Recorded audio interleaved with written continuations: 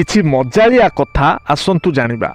କୁକୁଡ଼ା, ଗାଁର alarm, cinema hall, ପଇସା ଦେଇ ବନ୍ଦୀ ହେବା ସ୍ଥାନ, ଜେଲ୍, ବିନା ପଇସାର ହଷ୍ଟେଲ, ଚିନ୍ତା, ଓଜନ କମ୍ କରିବାର ମାଗଣା ଔଷଧ, ମୃତ୍ୟୁ, ବିନା ପାସପୋର୍ଟରେ ପୃଥିବୀରୁ ବାହାରକୁ ଯିବା ମାଧ୍ୟମ, ଚଷମା, ଦୂରବୀକ୍ଷଣ ଯନ୍ତ୍ର, ଶାଶୁ, ବୋହୂ ପଛରେ ଛଡ଼ାଯାଇଥିବା ବିନା ପଇସାର ଗୁଇନ୍ଦା ଅଫିସର, ଝଗଡ଼ା, ଓକିଲର ରୋଜଗାରିଆ ପୁଅ, ତାଲା, ବିନା ବେତନର ଚୌକିଦାର, ସ୍ୱପ୍ନ, ବିନା ପଇସାରେ ସିନେମା, ଈଶ୍ୱର, କାହା ସାଙ୍ଗରେ ଦେଖା ନ ଦେବା, ଡାକ୍ତରଖାନା, ରୋଗୀମାନଙ୍କର ସଂଗ୍ରହାଳୟ ଏବଂ ଶ୍ମଶାନ, ଜୀବନର ଶେଷ ଷ୍ଟେସନ।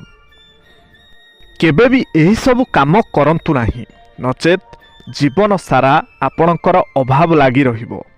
ଅନ୍ୟମାନଙ୍କ ଠାରୁ ପୋଷାକ ମାଗି ପିନ୍ଧିବା, ଦକ୍ଷିଣ ଦିଗକୁ ମୁହଁ କରି ଭୋଜନ କରିବା, ମଙ୍ଗଳବାର ଏବଂ ଶନିବାର ଦିନ କେଶ କାଟିବା, ନଖ କାମୁଡ଼ିବା, ଖାଇସାରି ସେହି ଥାଳିରେ ହାତ ଧୋଇବା, ଖାଦ୍ୟରୁ କମି ବାହାର କରିବା ଏବଂ ନିନ୍ଦା କରିବା, ଦକ୍ଷିଣ ଦିଗକୁ ଗୋଡ଼ ରଖି ଶୋଇବା, କେଶ କାଟିବା ପରେ ନ ଗାଧୋଇବା, ସ୍ନାନ ନକରି ଚନ୍ଦନ ତିଲକ ଲଗାଇବା, ରାତିରେ ପୋଷାକ ଧୋଇବା ଏବଂ ତାକୁ ବାହାରେ ଶୁଖାଇବା।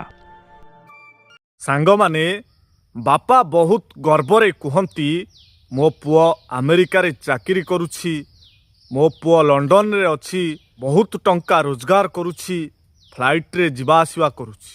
ସମସ୍ତଙ୍କୁ ବାପା ଏହି କଥା ଗର୍ବରେ କହୁଥାନ୍ତି, କିନ୍ତୁ ବାପାଙ୍କ ଶେଷ ସମୟରେ ସେହି ପୁଅଟି ପାଖରେ ନଥାଏ। ପାଖରେ ଥାଏ କିଏ ନା ଯେଉଁ ପୁଅକୁ ବାପା ସବୁବେଳେ କୁଳାଙ୍ଗାର କହି ତିରସ୍କାର କରୁଥିଲେ। ଯେଉଁ ପୁଅକୁ ବାପା କହୁଥିଲେ, ଆରେ ଦେଖ ତୋ ବଡ଼ ଭାଇକୁ, କେଡ଼େ ବଡ଼ ଚାକିରି କରିଛି, କେତେ ଟଙ୍କା ରୋଜଗାର କରୁଛି, ଆଉ ତୁ ହେଉଛୁ ମୋର ଗୋଟେ କୁଳାଙ୍ଗାର ପୁଅ। ଶତଧିକ ତୋ ଜୀବନ, ତୋ ଭଳି ପୁଅ ଜନ୍ମ କରିବା ଯାହା, ନ କରିବା ବି ସେଇଆ। ଟଙ୍କାଟେ ତ ରୋଜଗାର କରିବାର କ୍ଷମତା ନାହିଁ, ଏଣେ ବଡ଼ ବଡ଼ କଥା କହୁଛି। ବାପା ବଞ୍ଚିଥିବା ବେଳେ ସବୁବେଳେ ଏହିଭଳି ତିରସ୍କାର କରୁଥିବା ସେହି କୁଳାଙ୍ଗାର ପୁଅଟି ବାପାଙ୍କ ଶେଷ ସମୟରେ ବାପାଙ୍କୁ କାନ୍ଧରେ ବୋହି ମଶାଣିକୁ ନେଇଯାଇଥାଏ।